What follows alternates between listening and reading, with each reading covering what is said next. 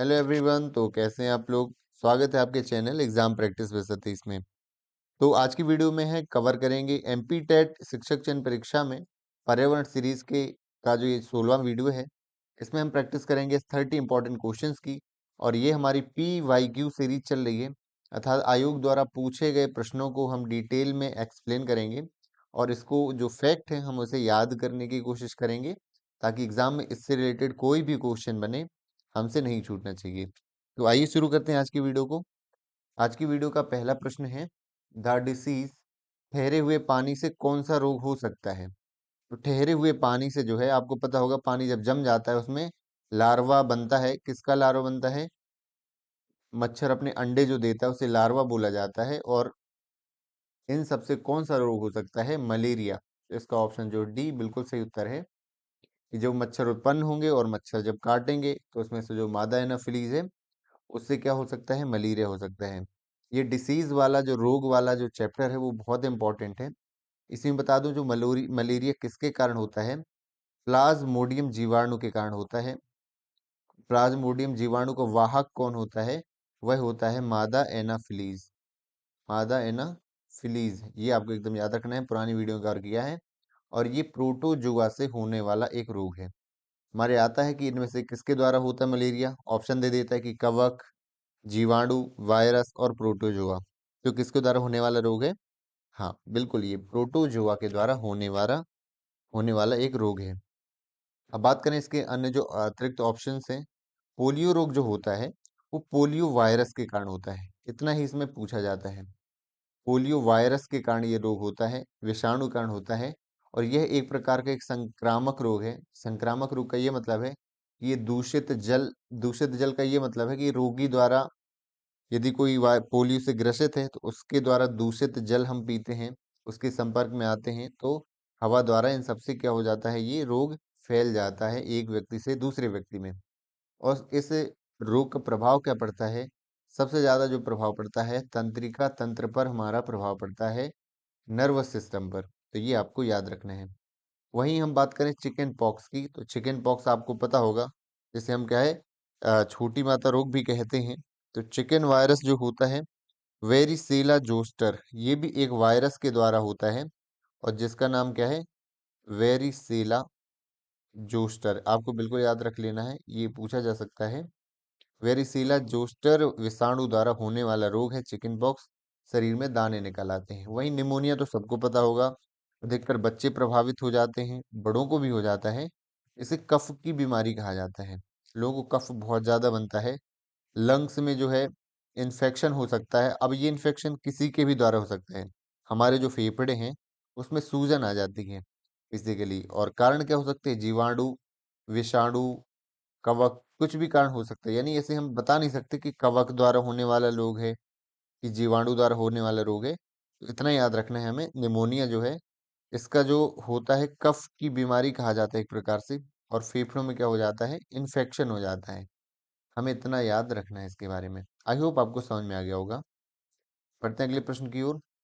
तो most effective teaching add क्या है? सबसे प्रभावी शिक्षण। तो ये आपको पता होगा, डायरेक्ट जो एक्सपीरियंस है, एक्सपीरियंस करके जब हम पढ़ाते हैं।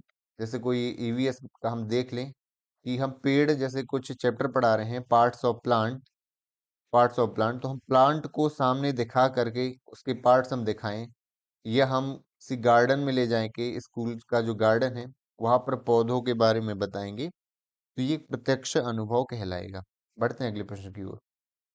अगला प्रश्न है, ओजोन परत में जो यूवी यानी अल्ट्रावायलेट प्रकाश के अवशोषण के लिए कौन जिम्मेदार है? वायुमंडल की किस परत में पाई जाती है? ओजोन परत जो है, आपको पता है कि अल्ट्रावायलेट किरणें, जो परावैंगनी किरणें, जो हमारे शरीर को कैंसर जैसी घातक बीमारी उत्पन्न कर सकती हैं। और अल्ट्रावायलेट में भी अल्ट्रावायलेट सी, यहाँ पर अल्ट्रावायलेट 3 प्रकार की होती हैं, अल्ट्रावायलेट ए, बी और सी। अल्ट्रावायलेट सी को क्या करती है ओजोन परत? इसको पूरी तरह से अवशोषित कर लेती है। और ये किस मंडल में पाई जाती है? इसका सही उत्तर है समताप मंडल पर। और आपको पता है कि समताप मंडल कहाँ से होता है? यदि भूमध्य रेखा में देखें तो 0 से 18 किलोमीटर हमारा क्षोमंडल, और 12 किलोमीटर कहाँ पर? ध्रुवों पर। अब इसके बाद जो आगे का जो मंडल है, हम 18 से कितना कह सकते हैं 50, या 12 से 50 किलोमीटर तक। ये क्या है? समताप मंडल। कौन सा है? समताप मंडल, स्ट्रेटोस्फेयर। और इसी मंडल में जो ओजोन परत है 12 किलोमीटर से लेके 35 किलोमीटर तक के जो एरिया है उस वो आता है ओजोन परत के अंतर्गत। यहाँ ये पाई जाती है और ये क्या करती है? पराबैंगनी किरणों का अवशोषण करती है। तो आपको समझ में आ गया होगा, इसका जो सही उत्तर है वह है समताप मंडल। आगे देखते हैं।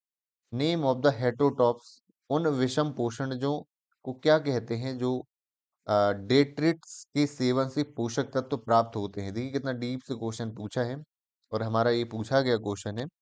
तो सबसे पहले मैं बता दूं, इसमें जो विषम पोषण जो कहलाते हैं हेट्रोट्रॉप, एक कहलाते हैं आपने देखा होगा स्वपोषी। ये क्या है? विषम पोषी हैं।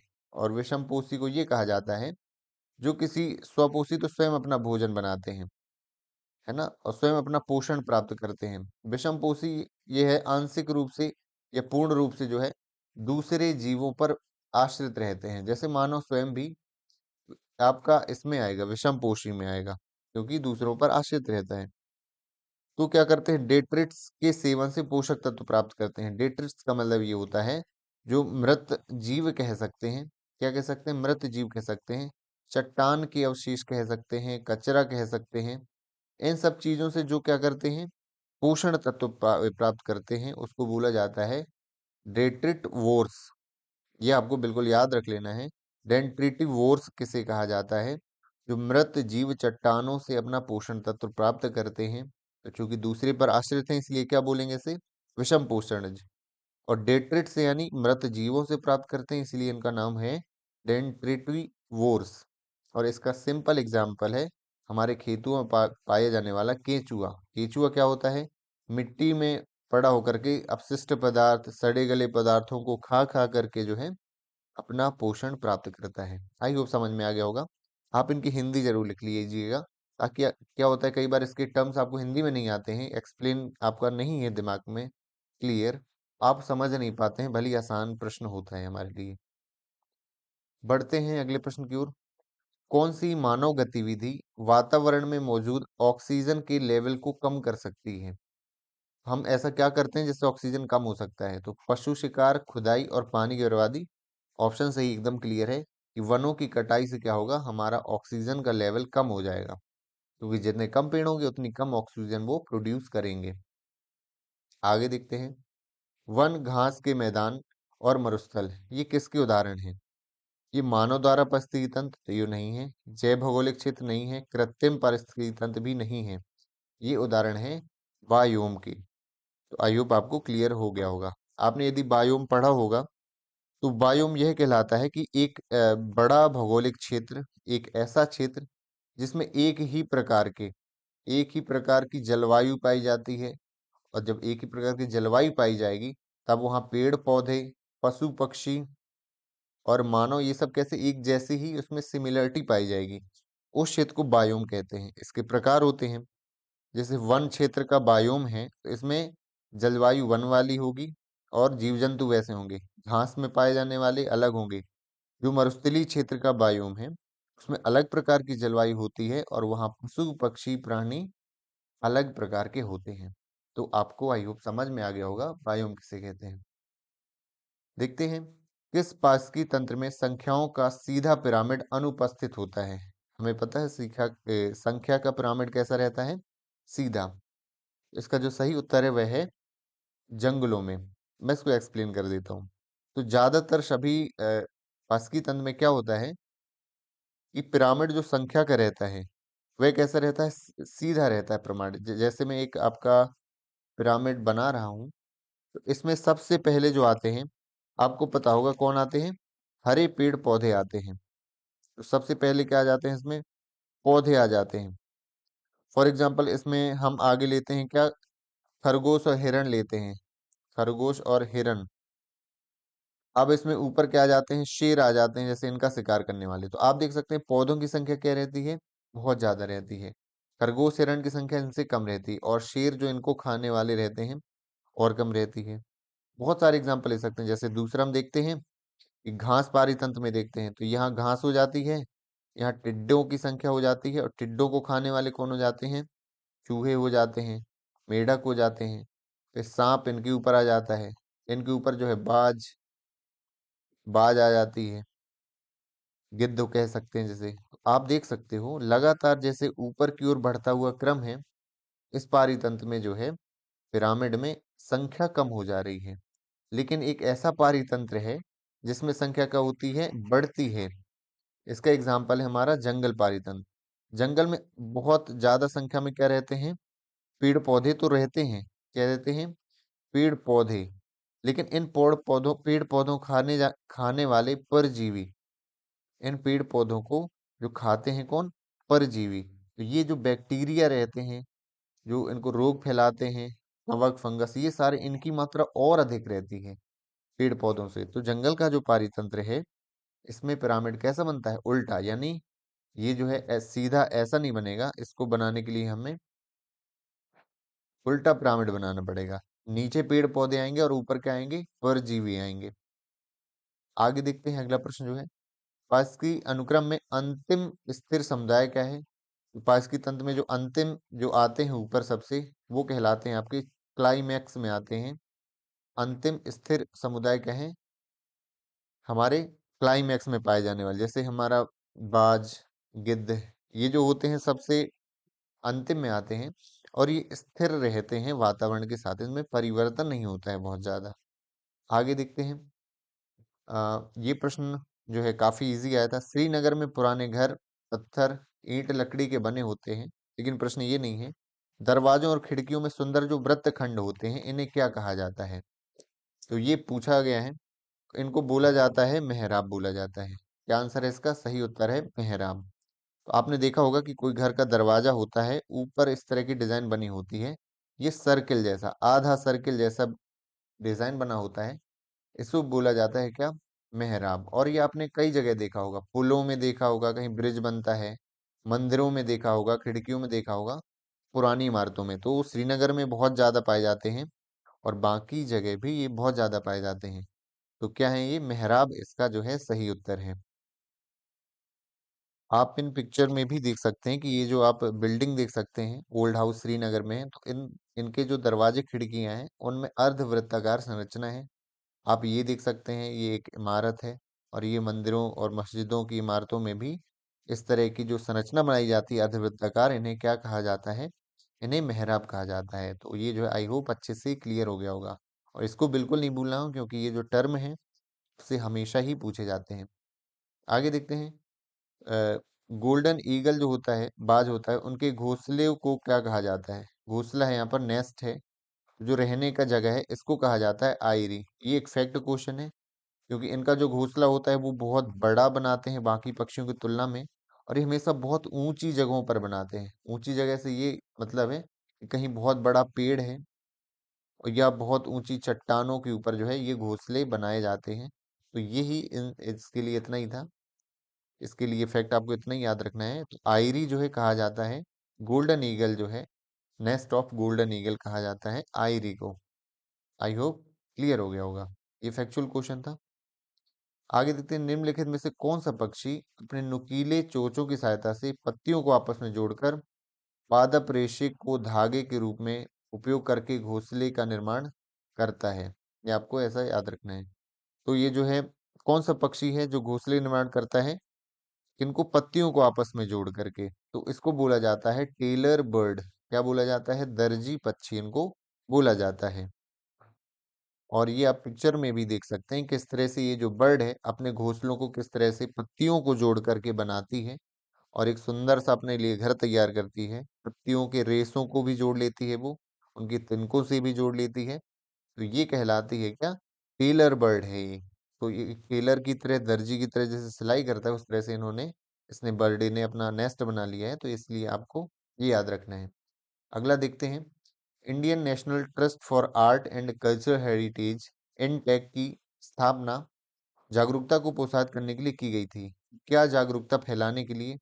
क्योंकि आपको स्पष्ट है कि यहाँ पर आप ट्रिक भी लगा सकते हैं, आर्ट एंड कल्चरल हेरिटेज लिखा है, तो इसका जो उत्तर होगा वह यही होगा कि कल्चरल हेरिटेज को लोगों के बीच जो है संरक्षित करने के लिए ये जो है इसकी स्थापना की गई थी। तो ये आपको याद रखना है। कुछ संस्थाएं बहुत पूछी गई हैं और ये 1984 में दिल्ली में इसकी स्थापना की गई थी। और इसका उद्देश्य क्या है? यही हमारा उद्देश्य है कि लोगों के बीच में जो है सांस्कृतिक विरासत, और इसको ये भी कह सकते हैं कला और सांस्कृतिक विरासत, कला भी इसमें शामिल है, कला और सांस्कृतिक विरासत का संरक्षण करना। तो आई होप क्लियर हो गया होगा। और इसका फुल फॉर्म यदि पूछे तो ये तो पहले से इसमें लिखा है, Indian national trust for art and agriculture and cultural heritage. ये आपको याद रखना है। आगे देखते हैं, ये हमने पुराने वीडियो में डिस्कस किया था कि जो भारतीय पुरातत्व सर्वेक्षण है ASI की स्थापना किस वर्ष की गई थी। तो इसकी जो स्थापना है 1861 में अलेक्जेंडर अलेक्जेंडर कनिंघम के द्वारा इसकी स्थापना की गई थी। ये आपको, इन्होंने बहुत सारे जो है पुरातात्विक जो है हमारे स्थल हैं उनकी खोज भी की है। सतना जैसे भरूथ स्तूप है, और भी बहुत सारे स्तूप हैं। तो यही जो मुझे अभी याद आ रहा है, लेकिन इनको आपको पढ़ भी लेना है। तो ASI का उद्देश्य क्या होता है, कार्य क्या करता है? भारतीय पुरातत्व सर्वेक्षण ये क्या करता है, जो भारत की जो स्मारक हैं या अंतर्राष्ट्रीय जो स्मारक हैं उनका क्या करता है, इनका संरक्षण करता है, उनको संरक्षण प्रदान करता है। उसके बाद यदि पुरातात्विक कोई स्थल है वहां पर उत्खनन का कार्य करता है, वहां खुदाई का काम करते हैं, और उनका संरक्षण का काम, यही इनका काम रहता है। आगे देखते हैं, हमारे स्वास्थ्य को प्रभावित करने वाले प्रमुख कारक कौन से हैं। तो सैनिटेशन हाइजीन, तो इसमें हिंदी से देखिए आयोग शास्त्र क्लियर नहीं हो रहा है। यहाँ पर हाइजीन को बोला जाता है स्वच्छता, और सैनिटेशन आरोग्य शास्त्र नहीं बोला जाता है। आयोग ने भी ये इसकी हिंदी पता नहीं कैसे दे दी है, बट आपको इंग्लिश भी देख लेना है। तो इसका जो सही उत्तर है सैनिटेशन एंड हाइजीन। हमारे स्वास्थ्य को प्रभावित करने वाले कारक कौन से हैं? सैनिटेशन हाइजीन, इसका हम ध्यान नहीं रखेंगे तो स्वास्थ्य प्रभावित होता है। दोनों में अंतर क्या होता है? हाइजीन को बोला जाता है हिंदी में स्वच्छता, और सैनिटेशन को बोला जाता है सफाई। लेकिन इसका इंग्लिश वर्ड ही ज्यादा पॉपुलर रहता है, उससे ही क्लियर हो पाता है। हाइजीन से ये मतलब होता है कि हमारी पर्सनल क्लीनलीनेस से इसका मतलब है, व्यक्तिगत स्वच्छता से इसका मतलब है, जैसे हम नहाते हैं, हमारा नहाना, नाखून साफ करना है ना, बालों को ट्रिम रखना, तो ये किस में आता है? हाइजीन में आता है। सैनिटेशन की बात करें तो सैनिटेशन आता है हमारा वेस्ट मैनेजमेंट में। तो वेस्ट मैनेजमेंट से क्या आशय है कि घर से जैसे गंदा पानी निकलता है, वो उसे किस प्रकार से हम मैनेजमेंट करते हैं, और मल मूत्र जल स्वच्छता, इसको किस तरह से हम जो है सही तरीके से मैनेजमेंट करते हैं, ये आता है सैनिटेशन में। तो ये हमारा दोनों ही उत्तर सही है हमारे, कि हमारे स्वास्थ्य को प्रभावित करने वाले ये कारक है ऑप्शन नंबर ए, सैनिटेशन, सफाई और स्वच्छता। आई होप क्लियर हो गया होगा। आगे बढ़ते हैं, उचित स्वच्छता को बनाए रखने के लिए निम्नलिखित में से कौन सा सबसे महत्वपूर्ण कारक है। तो उचित स्वच्छता बनाए रखने के लिए खुले में शौच करना, अस्वच्छ जीवन शैली को पालन करना, खुले में स्वच्छ प्रथा को समाप्त करके, या अनुचित स्वच्छता का पालन करके। तो यही आपका सही होगा ऑप्शन नंबर सी, कि खुले में शौच प्रक्रिया को समाप्त करके जो है हम क्या कर सकते हैं, उचित स्वच्छता को बनाए रख सकते हैं, यही महत्वपूर्ण कारक है। और हमारा जो अ, और आपको पता होगा कि मोदी सरकार द्वारा 2 अक्टूबर 2014 को राष्ट्रीय स्वच्छता प्रोग्राम जो है ये अपनाया गया था। महात्मा गांधी जी के जन्मदिन पर राष्ट्रीय स्वच्छता कार्यक्रम, या राष्ट्रीय स्वच्छता मिशन भी कह सकते हैं हम। और इसका उद्देश्य था कि सबसे प्रमुख उद्देश्य यही था कि खुले में शौच जो है इससे मुक्ति, खुले में शौच मुक्ति, ये जो है इसी से रिलेटेड है। और ये भी प्रश्न आता है कि पहला ODF, ओपन डेफिकेशन फ्री जो स्टेट है वह सिक्किम घोषित किया गया था, कि सिक्किम ने सबसे पहले जो है खुले में शौच मुक्त को पूरी तरह से बंद किया था, और वहाँ के लोगों के द्वारा वो बंद हो गया था। यहाँ पर सरकार द्वारा की बात नहीं की गई है, यहाँ पर पूरा जो है राज्य ओपन डेफिकेशन फ्री हो गया था। पहला राज्य है हमारा सिक्किम।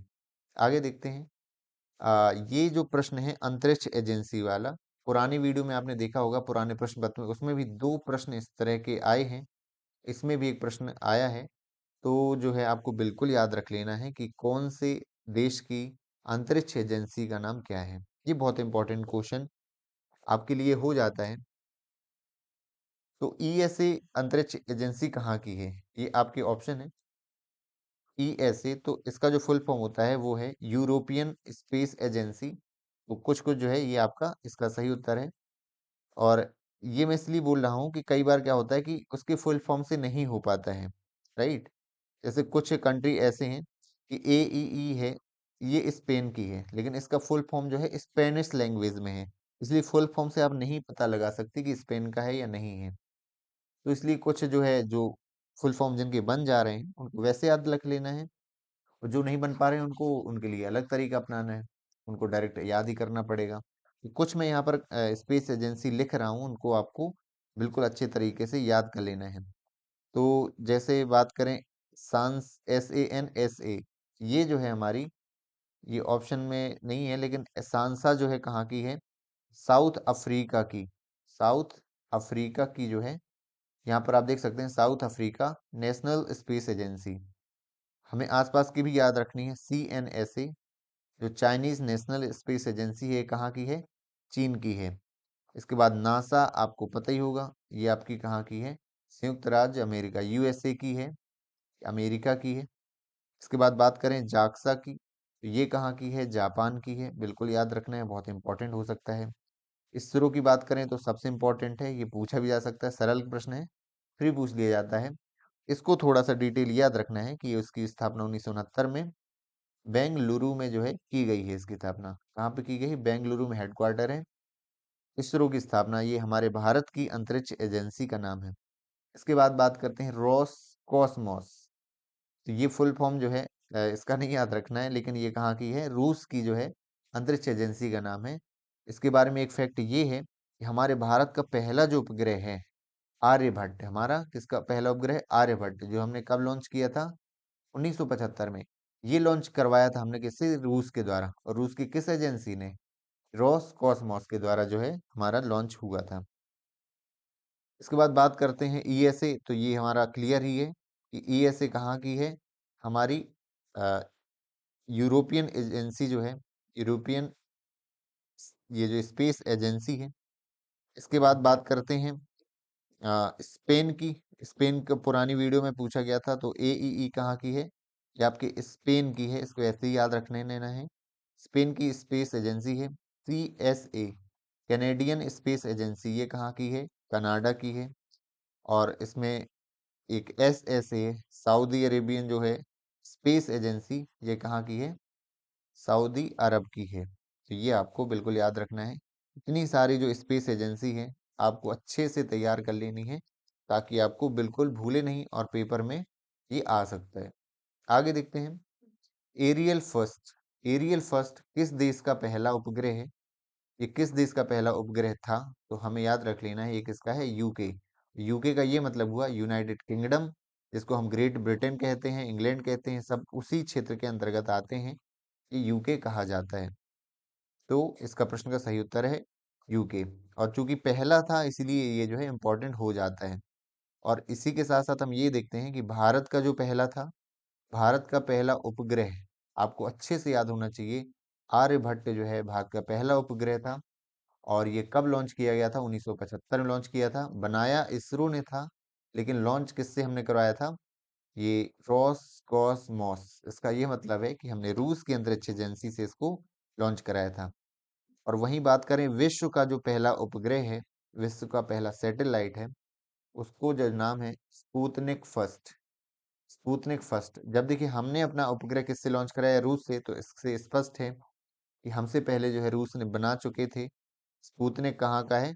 रूस का जो है पहला उपग्रह है स्पेस। ये जो है विश्व का पहला उपग्रह है जो रूस ने लॉन्च किया था, और ये 1957 में जो है लॉन्च किया था। तो ये सबसे पहला है विश्व का। ये आपको बिल्कुल अच्छे से याद रखना है, बिल्कुल नहीं भूलना है। आगे देखते हैं IRS फर्स्ट डे को किस वर्ष सफलतापूर्वक प्रक्षेपित किया गया था? यदि मुझसे कोई ऐसा सवाल पूछता तो ये मैं पढ़ता भी नहीं इस सवाल को, क्योंकि इतना इम्पोर्टेंट नहीं है। इन्होंने डीप में पूछ लिया है, और यदि इतना डीप आप पढ़ेंगे तो बाकी चीजें फिर आप भूल जाएंगे। तो इसलिए ये इम्पोर्टेंट तो है नहीं है, फिर भी चूंकि एग्जाम में आया तो इसको हम कवर कर लेते हैं। तो ये क्या है? हमारी 1988 में लॉन्च किया गया था, किसके द्वारा?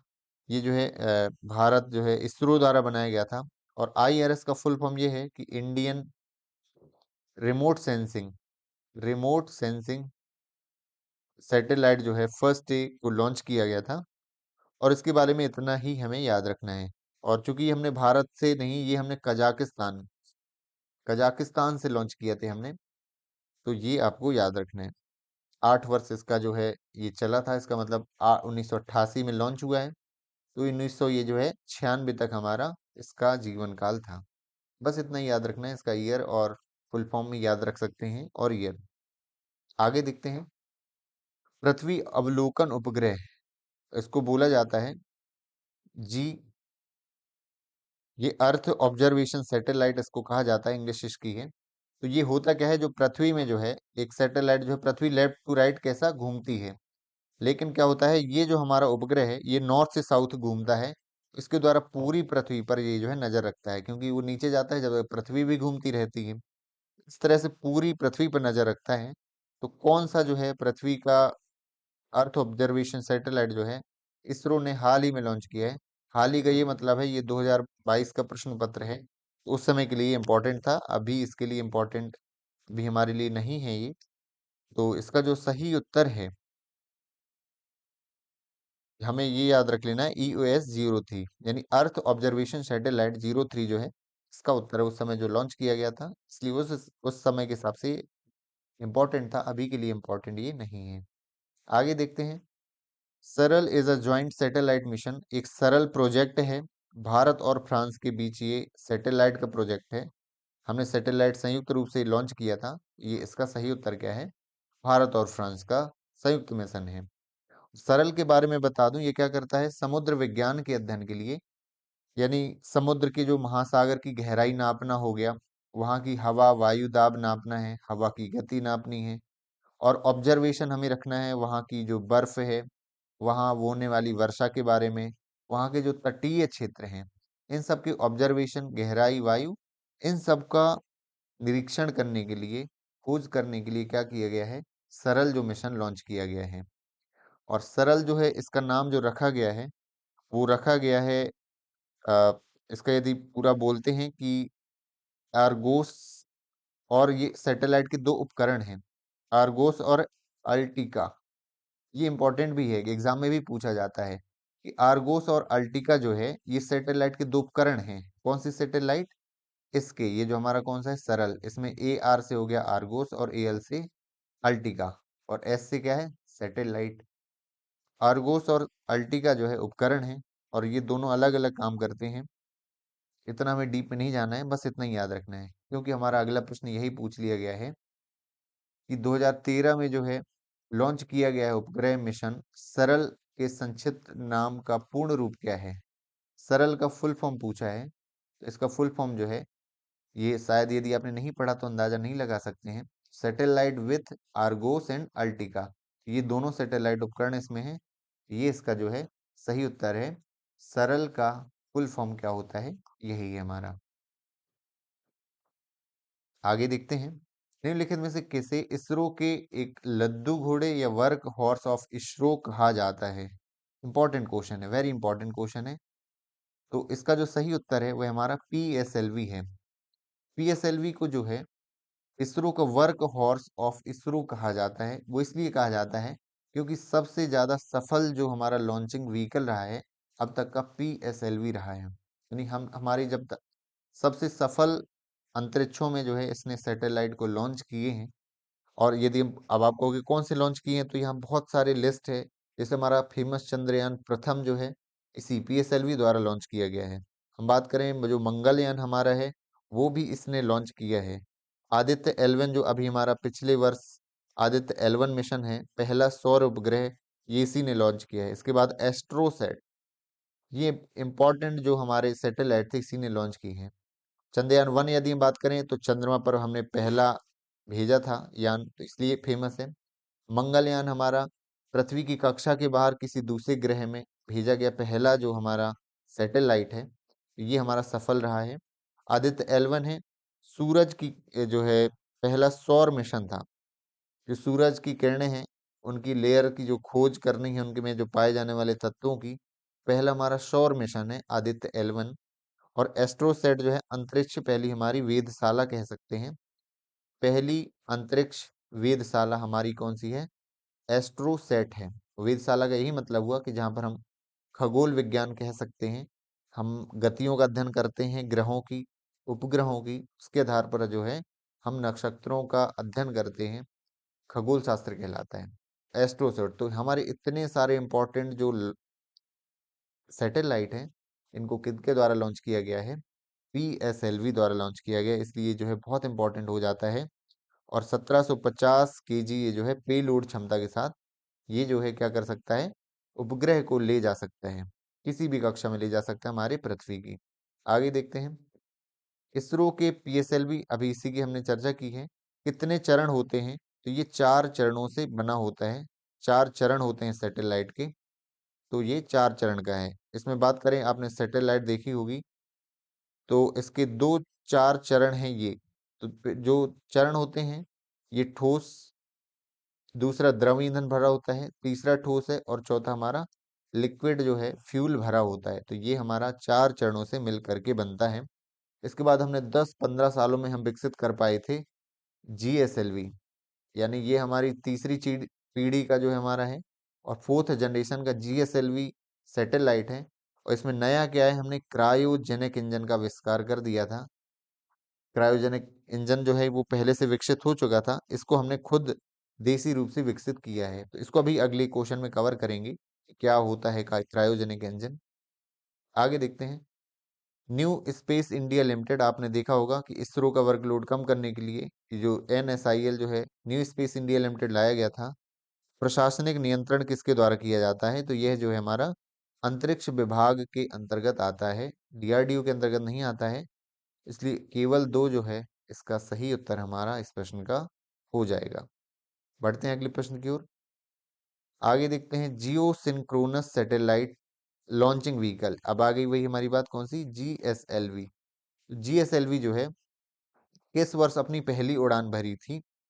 तो इसका जो ऑप्शन है 98, 2001, 2004 और 2007।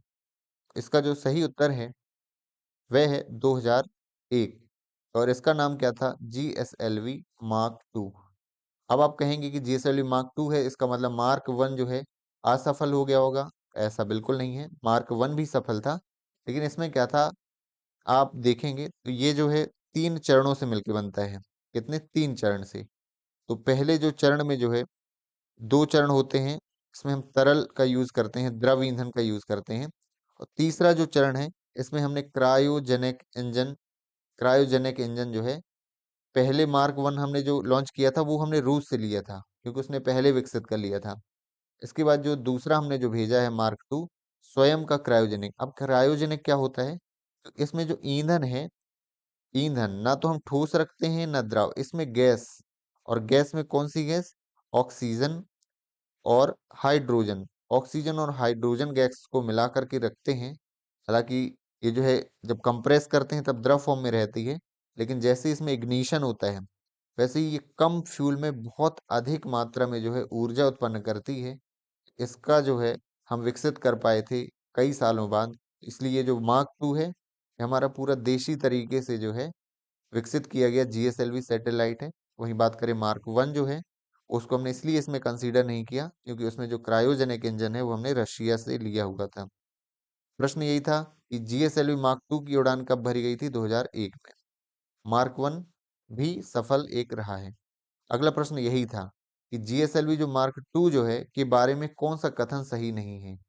इसके बारे में यानी कौन सा कथन क्या है? गलत है। पहला क्या लिखा है? GSLV का पहला प्रक्षेपण असफल रहा। तो ये उत्तर बिल्कुल गलत है, इसलिए हमने इसको टिक किया है। क्यों गलत है? क्योंकि मार्क 1 सफल था, क्योंकि ये पूरी तरह से देशी नहीं था। देशी का मतलब हमने पूरी तरह से भारतीय विकसित नहीं था। इसमें जो प्रयुक्त होने वाला क्रायोजेनिक इंजन है, वो हमने रूस से लिया हुआ था। इसलिए हम इसको जो है देसी हमारा लॉन्चिंग व्हीकल में से नहीं गिना जाता है। तो ये इसका जो है उत्तर हमारा सही है, क्योंकि ए नंबर गलत कथन दिया हुआ है।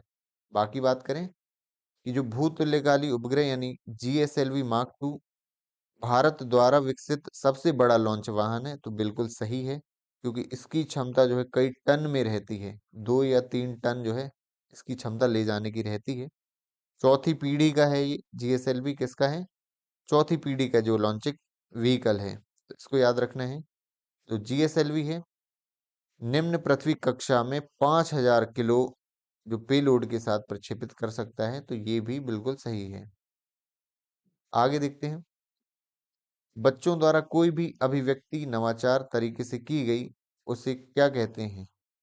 तो नवाचार यदि है किसी भी अभिव्यक्ति में, उसको हम रचनात्मकता बोलते हैं, क्रिएटिवनेस कहते हैं। तो ये उसका बिल्कुल सही उत्तर है। आगे देखते हैं। शिक्षक को उन गतिविधियों के साथ पाठों की योजना बनानी चाहिए जिनका उद्देश्य युवा शिक्षार्थियों के बीच इसका पोषण करना है। अभिव्यक्ति, रचनात्मकता, कल्पना या शारीरिक शक्ति। तो ये उतना महत्वपूर्ण नहीं है पाठ योजना में कि शारीरिक शक्ति का हमें पोषण करना है। तो उन गतिविधियों का हमें शामिल करना है जो उसकी अभिव्यक्ति, रचनात्मकता और कल्पना को विकसित करती है। इसलिए ऑप्शन जो 1, 2, 3 है, ये इस प्रश्न का सही उत्तर हो जाएगा। आगे देखते हैं। एक शिक्षिका ने अपने पास के एक पेड़ का चित्र बनाने को कार्य दिया है। वह सभी चीजें वह पेड़ के चारों ओर देख सकती है। ये अधिगम कौन सा तरीका है?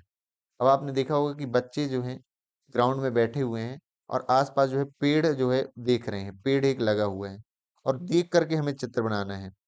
अब बच्चे उसको पार्ट देख रहे हैं, लीफ देख रहे हैं, स्टेम देख रहे हैं, रूट्स देख रहे हैं। तो देख करके जो सीखा जाता है उसे बोला जाता है ऑब्जर्वेशन मेथड। इसका जो सही उत्तर क्या हो गया हमारा? अवलोकन विधि जो है यह अधिगम का तरीका कहलाया। आज की वीडियो का आखिरी प्रश्न। तो इसके पहले मैं बोलना चाहता हूँ कि यदि आपको लगता है कि ये जो वीडियोस आपको समझ में आती हैं, थोड़ा भी आपकी तैयारी में हेल्प हो रही है, आपका लेवल अप हो रहा है, तो जरूर हमारी वीडियोस लाइक करिए और चैनल को सब्सक्राइब कर लीजिए ताकि टाइम टू टाइम आपको वीडियोस अपडेट मिलते रहें। और जब तक पेपर नहीं हो जाता है तब तक हम आपकी तैयारी पूरी कंप्लीट प्रिपरेशन कराएंगे प्रैक्टिस सेट्स के द्वारा। डेली आपको ये कवर करते चलना है। तो वीडियो का लास्ट प्रश्न। मूल कलाएं अक्सर बच्चों को वह अभिव्यक्ति करने के लिए प्रेरित करती हैं जो बोलना नहीं चाहते। मूल कलाएं यानी जिनमें हम बोलते नहीं हैं, ऐसी स्किल या कोई एक्टिविटी जिसमें हमें बोलना नहीं पड़ता है, तो वह ऐसी अभिव्यक्ति के लिए प्रेरित करती है। अब इसमें से कौन सी रचनात्मकता अभिव्यक्ति देखी जा सकती है? किसके लिए? मूक कलाएं या नॉन वर्बल आर्ट कह सकते हैं हम। तो स्पीच में तो हो ही नहीं सकता, कोई भाषण दे रहा है तो नॉन वर्बल नहीं है।